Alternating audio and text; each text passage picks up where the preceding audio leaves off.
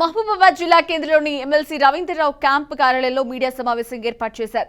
గ్రామ సభల్లో సంక్షేమ పథకాల కోసం మళ్లీ దరఖాస్తులు స్వీకరించడం జరుగుతుందని ఎమ్మెల్సీ తెలిపారు.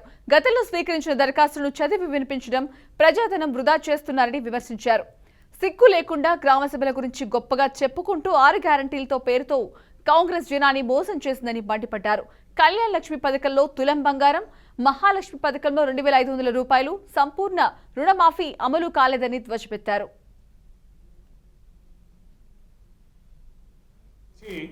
నిన్న మొత్తం కూడా మేము పరిశీలించాం. ఏం జరుగుతున్నది అనేది చూశాక మరి వరంగల్ జిల్లాలో కానీ లేదా యావత్ తెలంగాణలో కానీ నేను అనేక రకాలుగా చూసాం. మహబూబాబాద్ జిల్లాలో కూడా నేను నిన్న పరిశీలించాం.